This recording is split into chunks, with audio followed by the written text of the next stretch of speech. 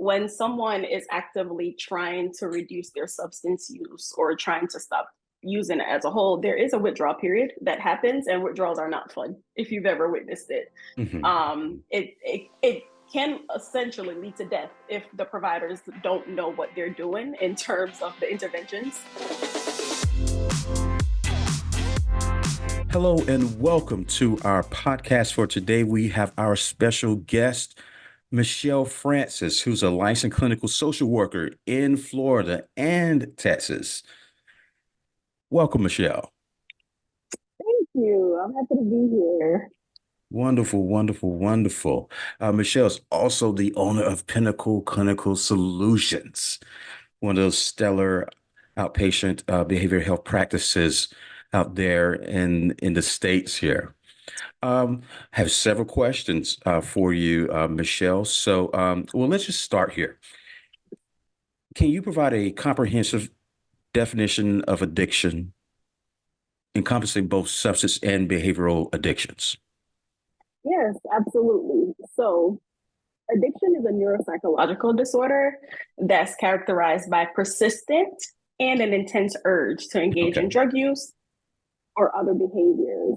And it produces a natural reward despite the harmful and negative consequences that are associated with that behavior. Okay. So, from your perspective, why is it crucial to understand the various forms of addiction for effective interventions? Well, because as practitioners, we should know that addiction is not a one-size-fits-all approach. So that means the intervention that we might select for alcohol use disorder will not be the same intervention that we'll use for someone who's addicted to gambling or social media. We have to know that there's different components that come to the interventions. Right. And we'd be doing more harm than good to the client if we were to, let's say, treat opiate use disorder for alcohol. You can't do that. We're doing more harm than good. So as providers, we have to make sure that we know what we're doing so that the client benefits from it. Okay. Because when one thing I do notice that people, when you said addictions, the first thing that comes through is substance, but it's broad. It's not just substance use. It's like I don't know, it just always go to the substance, like somebody took drugs, but addiction is addiction. So, but I'm quite sure you will enlighten us a little bit more of the differences. So, thank you for that response. So, as it relates to drug addiction, what distinguishes drug addiction from other types of addiction from your perspective? So the biggest distinguishment is that with substance use disorders, there's a chemical dependency, and that chemical dependency is not in behavioral addictions. So in the field, we'll say, for example, like when you're talking about opiates, alcohol, stimulants, anything, there is a chemical component. Whereas with behavioral addictions, there's a compulsiveness behind the behavior, and there's a repetitiveness, which is also in substances, but the chemical component is the biggest difference between both of them. So the chemical, okay, got you. Can you discuss the common substances that people become addicted to and the effects on the brain? Oh, absolutely. So let's start with opiates. You've heard of this. Opiates, yeah. You've heard of it. I've heard of it. Most of us have heard. It's the epidemic going on. It's the epidemic. Lord. Yeah, there's a opiate epidemic taking place within the United States. And opiates are painkillers. So these include heroin, fentanyl, Percocets, morphine, and other type of pain pills. And they work by blocking the pain signal from the brain to the body. And it releases a large amount of dopamine. And then, which in turn creates like a sense of euphoria in the body. And that's why opiates have such a huge impact on pain, because you're not feeling pain when you're taking opiates. And that's why people become addicted to the feeling of that. However, opiates can have a negative impact on the brain, such as impairing how we make decisions, slow Mm. reaction times, loss of awareness, loss of consciousness, and the most fatal, which is overdose. And that's why a lot of people are dying right now Right, due to right, opioid right. epidemic. Mm. Mm. Okay. Behavioral addictions. Okay. How do behavioral addictions such as gaming, gambling differ from substance addictions in terms of mechanisms and impact? So behavioral addictions, they involve acting on a reward system, the reward pathway in the brain, particularly the dopamine system that I mentioned a few minutes ago. Hmm. Hmm. So activities like gambling and gaming can lead to a release of dopamine, which creates feelings of pleasure and reinforcing the behavior. The anticipation of the reward becomes a driving force for continued engagement in that behavior. And then in terms of when you flip it with substances, substances directly interact with the brain's neurotransmitters, including dopamine, serotonin, endorphins, and drug or alcohol use can mimic or enhance the effects of these neurotransmitters, leading to intense feelings of euphoria, pleasure. And over time, the brain then adapts to the presence of the substances, leading Hmm. to Hmm. tolerance, dependence, and addiction. So, while both behavioral addictions and substance addictions involve compulsive behaviors and can have significant negative impacts on an individual lives, their well-being, everything that's going on with them, and underlying mechanisms and consequences. However, both types of addictions can ultimately affect our overall well-being.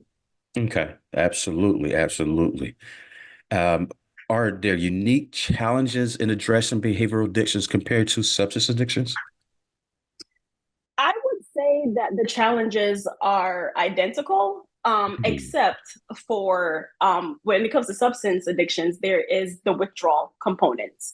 So when someone is actively trying to reduce their substance use or trying to stop using it as a whole, there is a withdrawal period that happens, and withdrawals are not fun if you've ever witnessed it. Mhm. It can essentially lead to death if the providers don't know what they're doing in terms of the interventions that are provided.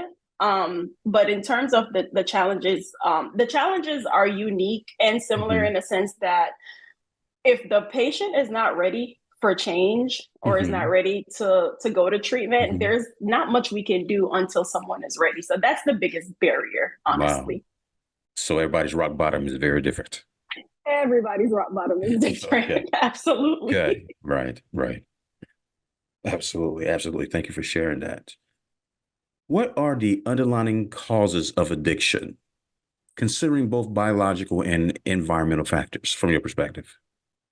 Okay, so to me, there's no one cause of addiction. So addiction can develop from an array of factors. So in terms of biological, it can be hereditary. So if someone in your family is addicted to substances, the likelihood of you becoming addicted, it that increases essentially. So if your mother was addicted to alcohol or cocaine, those traits can be passed on to you. Mhm. However, it can also skip a generation. So your mother might not be addicted, but your grandmother or your grandfather could have been addicted to a substance. And once again, those traits can be passed on hereditary to us. And also in terms of environment, our environment plays a huge role because Mhm. there's social stress. Um, Absolutely. there's Okay. there's Mhm. peer pressure. And peer pressure is a huge one because if you see someone, especially we're very social beings, most humans are. So if we're out in a social setting and someone, especially someone you trust, say, here, have this, have a hit of this, or whatever the case may be, sometimes even if you want to say no, you're more inclined to do it because we don't like to let people. So socially, a lot of addiction does start from the peer pressure that we get from our family, from our friends, from our Okay. coworkers, and even when it comes to environmental factors such as abuse, physical abuse, sexual abuse, early childhood trauma. Those are things that could Mm. also lead to Okay. addiction. Mm. Absolutely. Absolutely. Can you elaborate on the roles of genetics and how it contributes to addiction? Yeah, so similar to what I said in terms of the biological, Yeah, I if heard you mention that earlier, so I just want to you go to dive a little deeper in there. Okay. yeah, we can dive a little deeper. Right. So some people are predisposed to addiction, and that's how the hereditary or the genetic factors come into play. Um, Unfortunately, it's not something that anyone would want, but like we said, if your family, if someone in your family was addicted to substances, the likelihood of you being addicted are higher, and it's up to you as the person, the individual, to actively do the work to try not to become addicted. That makes sense. Makes a whole lot of sense. Makes a whole lot of sense. Okay. Thank you for sharing that. How does addiction affect the brain, and what are the neurobiological mechanisms at play? Okay. All right. This is a good one. All right now. Yeah, this All is right.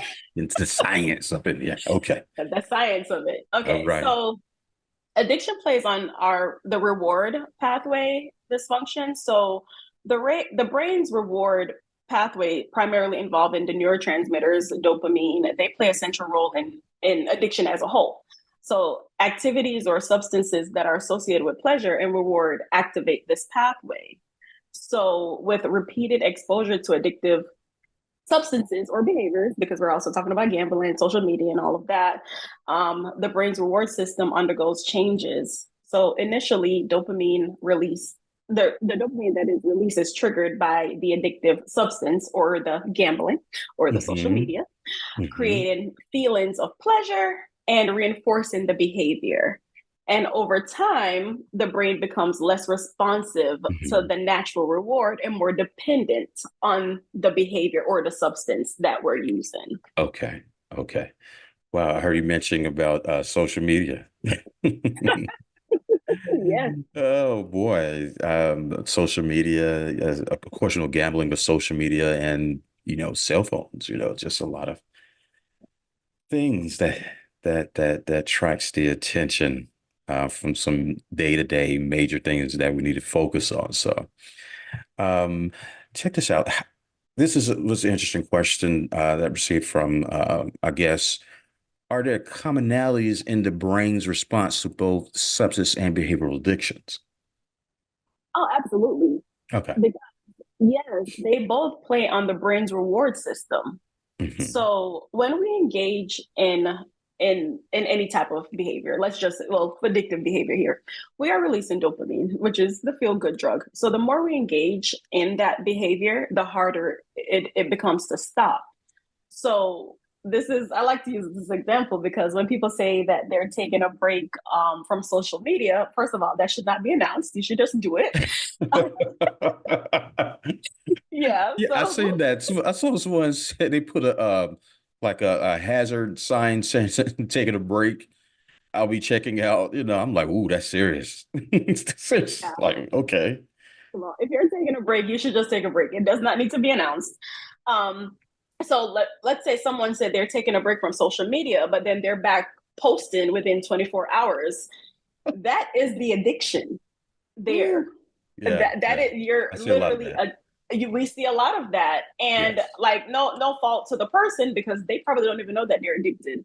But yeah, that is one of the commonalities. So I want to compare that to substances. So we can easily say, and a lot of us have been there. I'm never drinking again after you've had a hard night for whatever reason, and then by the next time you go out with your friends or your family, you're picking up a drink. Um, Not necessarily the same as a addiction. That's more like social. But if someone who is addicted say they're not going to drink again, the Mm, next day they're passing the store. They don't want to stop, but they end up stopping at the gas station anyway and buying a drink, having the drink before work, similar to the person who's saying that they're going to stop using social right. media for a while. Right. So there's a lot of commonalities there. Okay, thank you. Thank you. Thank you. Thank you. What are the criteria for diagnosing addiction, and how is it different from occasional or recreational behavior? So some of the criteria include are the main criteria Hmm. are impaired control. So Okay. that means that you want to stop, but you really can't, or feel like you can't. There's a Okay. physical dependence as well. Physically, like once again, you don't want to engage in this behavior, but you feel like if you don't engage in this behavior, like you don't know what you're going to do. Like you're kind of Mm. dependent on it. And then there is the social problems and risky use. So social problems meaning your relationship with your family and friends are impacted Mm. because of the addictive behavior, whether that's substances or the gambling. And gambling is a huge one that impacts relationships because some Oh, people yes. tend to spend their rent or their mortgage or their kids' tuition on games, whatever that game may be, betting on basketball. And now Mhm. betting, the social media betting is a huge one right now, betting on games. So social problems in terms of relationships, and then the increased tolerance. Mm. Mm. So you're strolling more, or you're gambling Right. more, you're Right. shopping more, or you're Right. using the drug more, even though you want to stop, you can't. And Mm. that's how the addictive behavior happens. Yeah. Gotcha. Gotcha. Thank you for thank you for that insight there. Are there challenges in accurately diagnosing behavioral addictions compared to substance related ones? Absolutely. Okay. And that is because behavioral addictions are more socially acceptable. Ooh. Um, Okay. yes. Yeah. Yeah. Okay. I hear you. I hear you. Yes, true. That's true. Yeah, that's my opinion, but I also feel like that there's some factual feelings in there because when you see someone addicted to heroin or crack, cocaine, there's so many ill feelings towards that person. But and because especially if you're not engaged in those behaviors, it's easy for you Right. to like point blame, point fingers, and say, why can't you just stop? As opposed to if it's someone who's addicted to shopping or social Mhm. media, it's like, is that really an addiction? Because I'm also on my phone strolling all day and I'm not addicted. It's almost like people tend to normalize the behavioral addictions more than they normalize the substance use addictions. Right. Yeah. And Yeah. both Yeah. That what happened was yeah. exactly. Like, of course, I have to buy a new outfit every time I go on vacation. No, you don't. But you know, it's more normalized. Right. Right. Okay. Ooh, okay. Okay. Great insight on that. Ah, what preventative measures can individuals take to reduce the risk of developing an addiction? Okay, so definitely developing healthy familial and friend and I'm sorry, definitely developing relationships with family and friends. Okay. That's one of the main ones. Because when we have healthy relationships with people we trust, it's easier for us to ask for help. As Yeah. opposed to if you're going through life by yourself. Also, try not to give in to peer pressure. I know that's easier said than done, but once again, if you have someone who you trust who's nearby, and you tell them like, please, I'm not into that, they should respect that boundary. Um, Mhm. and also, if you're noticing that you're overindulging in a substance, a particular substance, or a particular behavior, you absolutely need to reach out for help as soon as possible. And I know, once again, easier said than done because we don't want to feel judged. But if you develop these healthy relationships, you'll know who you can rely on and who you can trust. Gotcha. Gotcha. Healthy relationships, very important. Yes. All right. How can communities and educational institutions contribute to addiction prevention? I like that question Right. because I'm an advocate for this. All right. We have to remove the stigma and judgment associated with addiction. Um, and we got to let and students and member like teachers, I'm sorry, educators and members of the community need to let people know that there are resources available to them to overcome it. And we also, the biggest thing is that we have to normalize it. We have to normalize that almost everyone out Mhm. there knows somebody who's addicted to something. Yep. Um, All so if day, every we day. all day, every day. And if we Yes. frame it in that way, that it might not be you directly, but it's someone that you know, I feel that more people would be more willing to speak about it, especially in Mhm. communities and areas that addiction is not necessarily touched on enough of. So we just have to remove the stigma. That is the number one thing, the main thing, so that more people can get help. Thank you. Thank you. Thank you. Thank you. Okay. Get some treatment approaches here. What are the evidence-based treatments for addiction, both pharmacological and psychotherapeutic? So with substances, definitely detox, Hmm. residential treatment, intensive outpatient treatment. Those three levels of care are super, super important when it comes to someone who's actively trying to reduce Right. their substance use or going or want to live a life of recovery. And recovery looks different for everyone. Hmm. But those are super important. And also medication assisted treatment. That's controversial for some. Some believe that if you're going to be abstinent, you should be completely abstinent. You should not need a medication to help you. But others feel like if this medication is going to prevent me from engaging in a substance use that might kill me, then absolutely we need to use this medication. And some of those medications include naltrexone, Subutex, Suboxone, and so on. Hmm. Um, and in terms of psychotherapeutics, obviously talk therapy, cognitive behavioral therapy, I would even say mindfulness.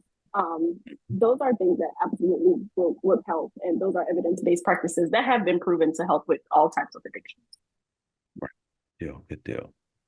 Thank you for sharing that. How do treatment approaches differ between substance and behavioral addictions? So I would say medicated assisted treatment, the ones that I just Hmm. mentioned, those Hmm. aren't needed for behavioral addictions. However, anxiety medications would Okay. definitely be beneficial for both Right. because there is a sense of anxiety with engaging in the behavioral or the addiction itself or coming Hmm. off of the addiction itself. So Hmm. I do think anti-anxiety medications are very helpful, even sometimes antidepressants, because there is a sense, because remember, we're going from engaging in a behavior that you're used to doing every Hmm. day, probably for Hmm. years. Right. So some people going cold turkey, some people trying to gradually reduce their use. So Hmm. and you're finally about to kind of live life free of those Right. things. Right. So some anti-anxiety and antidepressants might be beneficial at first At until first. you're more regulated Gotcha. to move it on. Yeah. Good deal. Thank you for sharing that.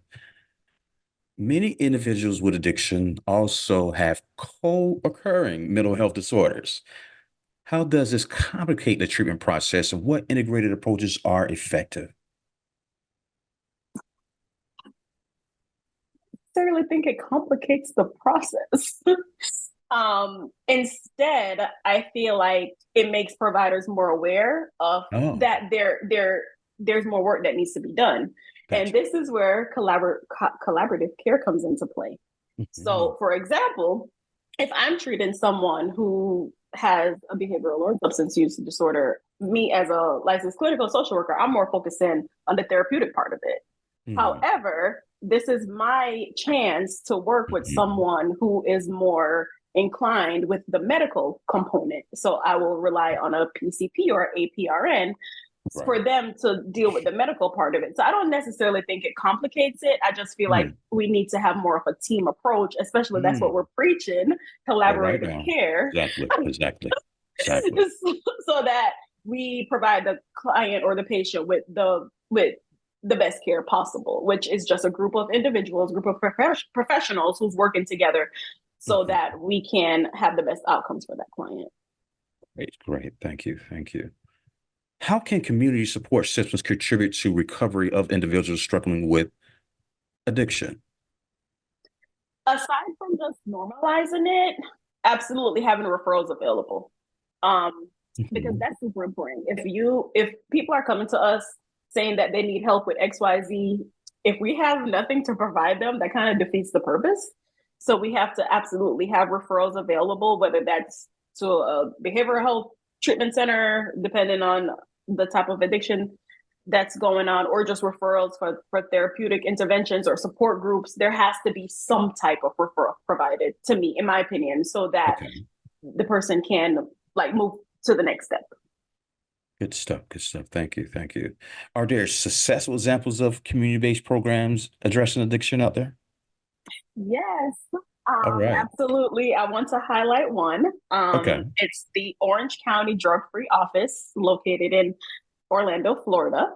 Okay. Um, work directly with individuals who are on MAT, some type of opiates, addicted to some type of opiates, Okay. and actively on MAT, trying to,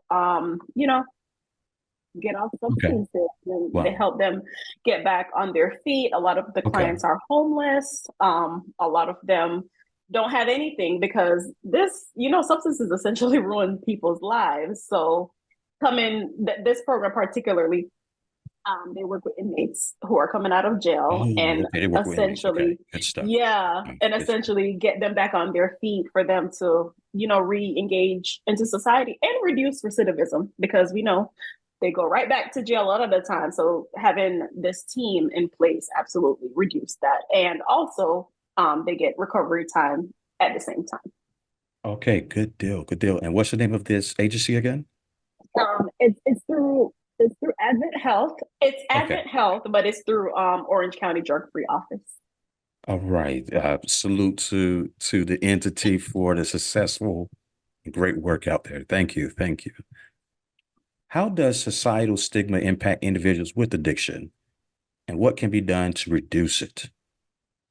So societal stigmas make people not want to ask for help, and and that's the issue here that we're facing outside of the opiate crisis. Because yes, people with opiate use, there is help available for a lot of people who have opiate use because there's like national eyes on that. But Mm, outside of that, we hear it all the time. You're a crackhead, or you're a meth head, or whatever the case may be. right. So people who struggle with other types of substances probably don't feel like they can ask for help, and they hide and they continue to engage in the behavior because they don't know who to turn to. So what would help is destigmatizing addiction as a whole. Well, I feel like that will lead more people to asking for help, and um, asking for help, and also essentially just being more open about what they're going through because they know that they won't be judged.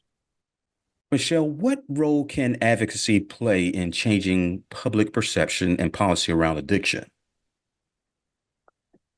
So I think that